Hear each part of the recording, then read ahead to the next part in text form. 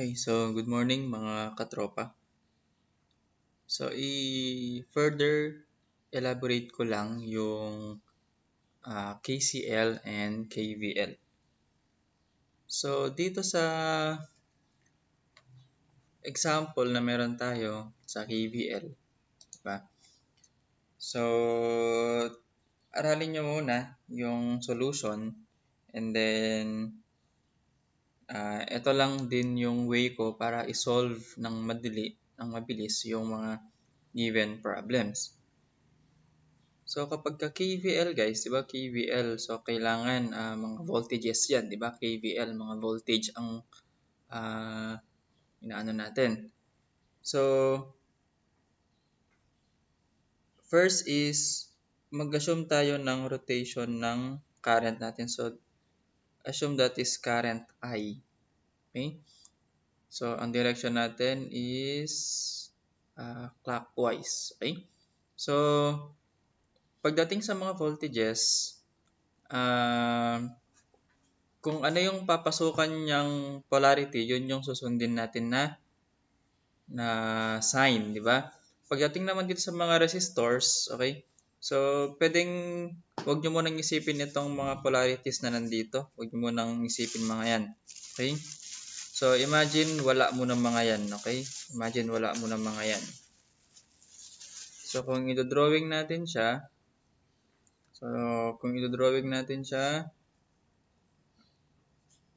positive, negative, tapos ito, yan.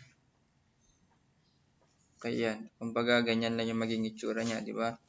That is 2 ohms and then 3 ohms and then we have 20 volts.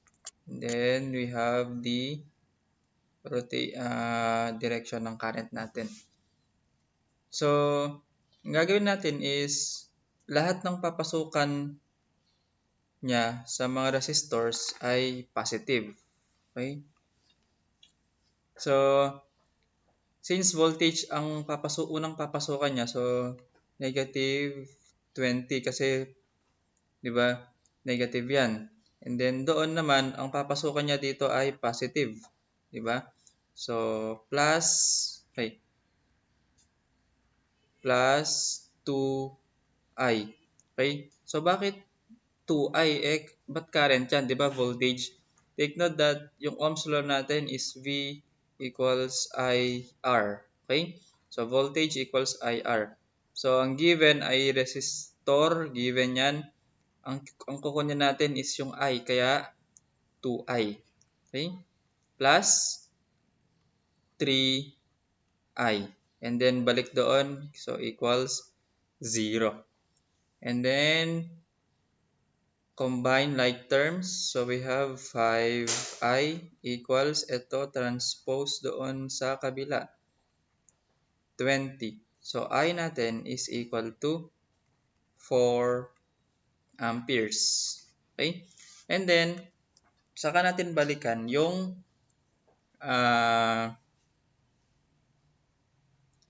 circuit natin. And then, i-consider na natin itong mga polarities. Okay? Nga pala guys, kapag positive ang current natin, ibig sabihin tama yung direction ng current natin.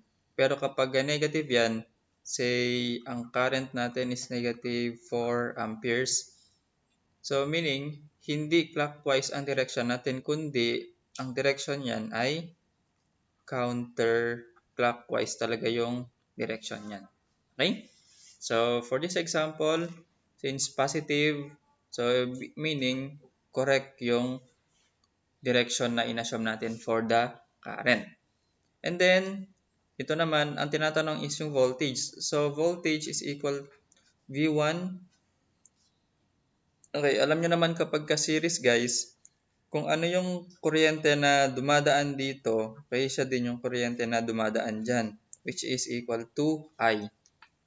So, V1 is equal to, tignan natin positive, negative. Diba?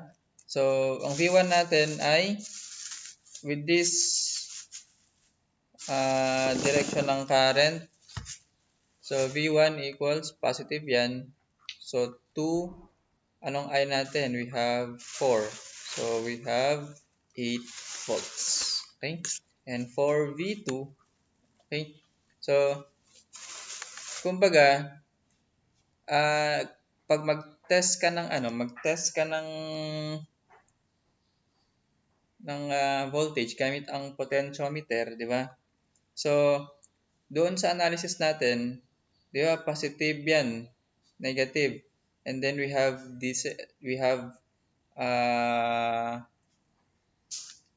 tawag dito, positive yung nakuha natin current. So, meaning, tama talaga tong direction ng current.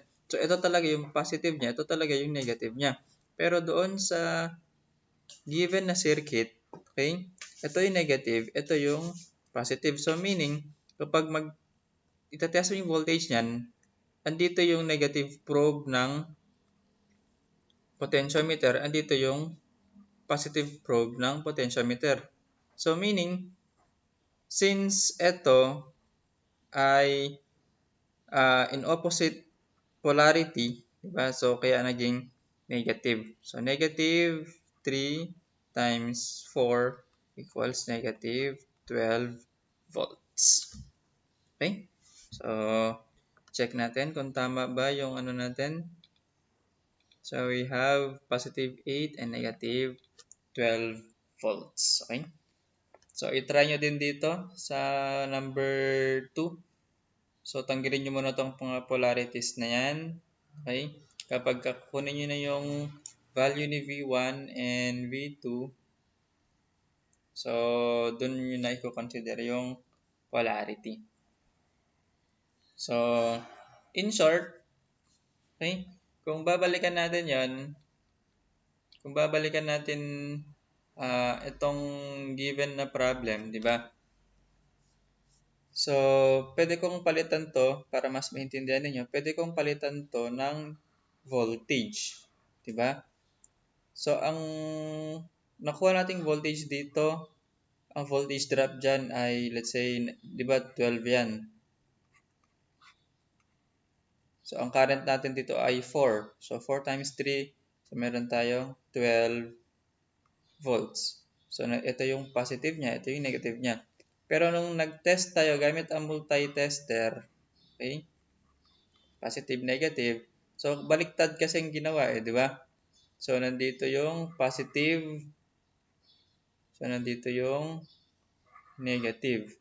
So, ano mangyayari sa polarity na? Siyempre, magbabago kaya ang reading dito ay negative 12 volts. Okay? So, next is, itry nyo to. I-try nyo na lang mamaya to ha. So, nandyan naman yung solution and then, itry nyo i-solve gamit yung analysis na ginawa ko. And then, gusto ko mag-focus dito sa dito. Okay? So, meron tayong circuit. Ito yung circuit. Diba? Ito yung circuit natin. Ito yung circuit. Tapos, we have two methods para ma-solve itong specific na circuit. So, we have the KCL and KVL. So, pag sinabing pagka KVL, di ba? Kapag KVL, ang gagawin natin dito ay loop analysis or mesh analysis. Okay? Pero kapag KCL, ang gagawin natin dyan ay nodal analysis. Node. Okay? So, kung mapapansin ninyo dito sa solution 1, the solution 1 natin by applying KCL. So, kaya dito, nagkaroon tayo ng node. Okay? Which is si node A. So, node A, so ang voltage dyan is, of course, VA. Diba? And then, mag-assume tayo. Since KCL yan, so current naman. Mag-assume tayo ng direction ng current. So say ito yung assumption natin. So say this is I2 para hindi na kayo malito. Since that is the current flowing through 2 ohm resistor, I2 na lang. And then ito naman, let's say that is I4. And then dito naman, let's say I8. Okay? So, ang ginamit ko na subscript is yung mga values ng resistors para alam niyo kung saan yung current na yan. Okay? Now, pag current guys is doon sa node natin, di ba? Current entering is equal to current leaving. So, lahat ng papasok ng kuryente sa isang node ay equal sa current na lalabas doon sa node. So, at node A, di ba? So, at node A tayo, di ba? Ano yung mga papasok? Di ba ito, entering si I2. I2, papasok, di ba? Sino pa yung mga pumasok? Okay, plus. Kasi lahat ng papasok positive. Plus I4, di ba? Equal to current leaving. Equals I8, di ba? Pero kung ayusin pa natin yan, so I2 plus I4 minus I8 equals 0. Di ba? So, ganito yung KCL. Pero tignan natin, mga currents yan. Given ba ang current? Hindi. Di ba? That is why, doon sa Ohm's law natin, very important si Ohm's law, V equals IR. Di ba? We can get I equals V over R. So, yung I natin, current natin is pwede natin siyang mapalitan ng voltage at saka resistors. Okay? So, bago yan, okay? Okay to eh. Given na yan. Pero, ano bang ano dito? Ano nga bang value nitong VA na to, voltage dito? Assume guys na, say, example lang to ha. Let's say 8 volts. 8 volts. And then, may 8 volts dyan and then may resistance dyan. Okay, let's say 1 ohm. Then sa kabila naman, meron tayong 5 volts, di ba? Guys, di ba ang voltage is the potential, yung lakas, di ba? So, what do you think is the direction ng current? Okay? Sino mas malakas dyan? Of course, si 8, di ba? Compared kay 5. So, ang tendency niyan is itutulak ni 8 volts yung kuryente papunta kay 5, di ba? So, meaning, ang kuryente, ang direction ng current is going sa 5 kasi mas malakas to eh. 'Di ba? Na-overpower niya si 5 volts. Ganun ang gagawin natin na analysis dito pagdating sa KCL. So, ito na yung ano natin, ito na yung equation natin. Okay? Ito yung equation natin, 'di ba? So, I2, so dito na sa baba. So, ang I2 natin, 'di ba? Ang I sub 2 natin is equal to, ito yung direction ng current, di ba? Going to VA. So, since papunta dyan ang direction, so meaning mas malakas si 5 volts kaysa kay VA. So, 5 minus VA, di ba? Divided by yung current, ay yung resistor, I should say, divided by 2. Di ba? Next, si I4. Si I sub 4 is equal to, so pag ganito yung kuryente, papunta sa node natin. So, meaning, mas malakas si 3 volts, di ba? So, 3 minus VA divided by 4. Okay? And then, last one is si I sub 8. Guys, since pababa yan, di ba? Assume that itong baba natin is yung ground. Di ba? Pag ground yan, anong ano yung voltage niyan? 'Di ba usually 0 yan eh. 0 volts yan eh, 'di ba? So ang I8 natin is since pababa ang direksyon ng kuryente, so mas malakas si VA kaysa kay 0. So VA minus 0 divided by 8. Okay? And then saka natin palitan na to I2, I4 minus I8. So palitan natin. Dito na ako magsulat ha. Ayan, para makita ninyo. So ang I2 natin is ito, di ba? So 5 minus VA divided by 2, di ba? And then ano 'yun? Plus ang I4 natin ay 3 minus VA divided by 4. Okay? Minus I8. Ang I8 natin ay itong I8. So VA, okay, minus 0. So kahit wag nyo nang ilagay yung 0. Divided by 8 equals 0. Kaya nakuha itong equation natin dito. So ito is the same lang dyan. Diba? And then, by applying your mathematics, diba? LCD. LCD lang tayo, diba? Anong LCD niya? So 8, diba? So 8 divided by 2, so 4, diba? So 4 times 5, kaya naging 20. And then 4 times negative VA, kaya naging negative 4 VA. So ganun din, the same process ang gagawin natin dito until such time na makuha natin itong equation. And then, combine like terms. So negative 4, negative 2, tsaka negative VA. So, negative 7 plus 26. And then, transpose. So, kahit ano yung transpose nyo dyan, okay lang.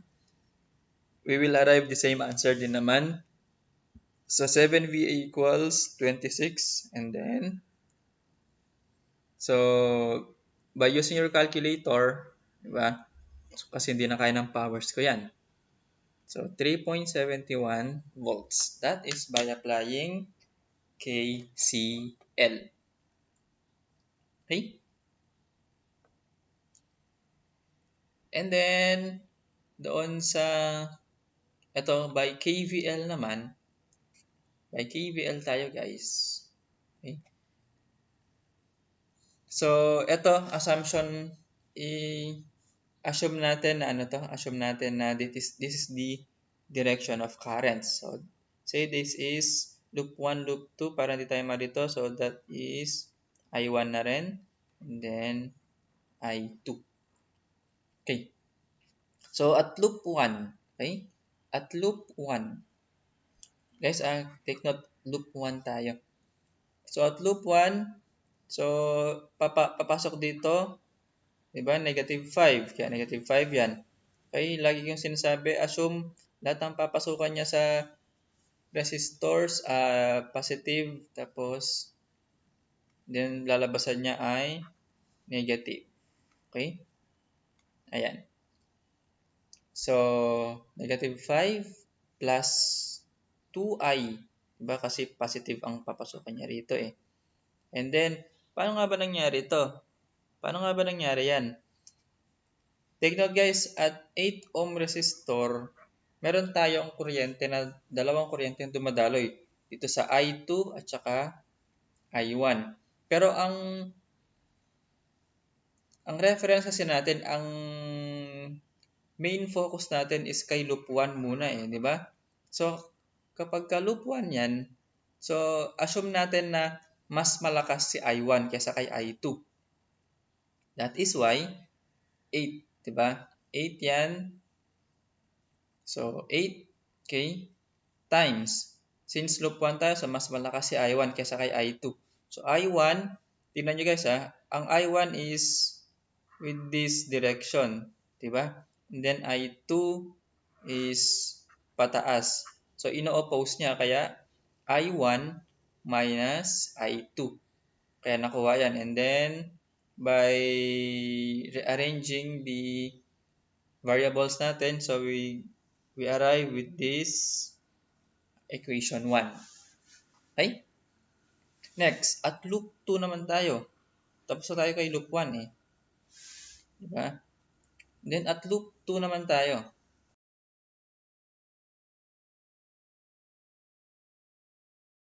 Positive 3 volts, diba? So, hindi ko na nilagay, pero alam naman natin na automatic positive yan. Diba? Positive 3 volts kasi papasok. And then, dito 8 ulit. Dadaan kay 8 ohm resistor, ang 8. Diba? But, ang focus na natin ngayon is kay loop 2 eh. So, mas malakas si I2 kaysa kay I1. Kaya, I2 minus I1. Okay? Kasi ino-oppose niya di ba? Plus, so dito naman, lahat ng papasukan niya, assume natin na positive yan. Okay? Kaya 4I2. Okay? So, by rearranging again the variables natin, so meron tayong equation 2. So, by calculator guys, so kailangan alam nyo nang gumamit ng calculator 2 equations, 2 unknowns. So, by inputting this one, so ang naka-input dapat dyan is ito 10, tapos carry the sign, negative 8, tapos 5.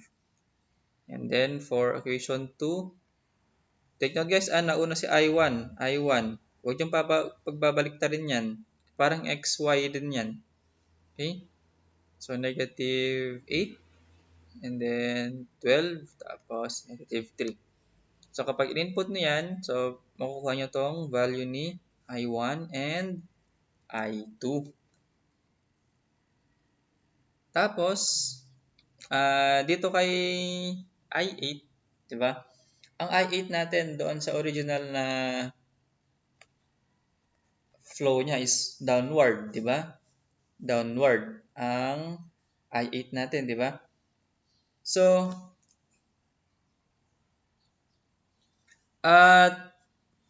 say ito. Since I8 natin is downwards direction, okay, downwards direction tayo. So, ang I8 natin is equal to, sino yung kasabay niya? Si I1. Okay? I1 minus I2. Okay? So, kaya ganyan. Or, you can apply also KCL. Okay? KCL at node A. Okay? At node A, di ba? So, with this given direction, so papasok si I1, di ba? And then, since ganito yung direction niya, so lalabas si I2, lalabas din si I8. So, lahat ng kuryenteng papasok ay equal sa kuryenteng lalabas. So, at node A kasi, di ba? At node A, so I1 pumasok, di ba? Positive. Equal to. So, lumabas si I8 plus I2. So, kung arrange natin, ito, transpose lang natin sa kabila, di ba? So, therefore, I1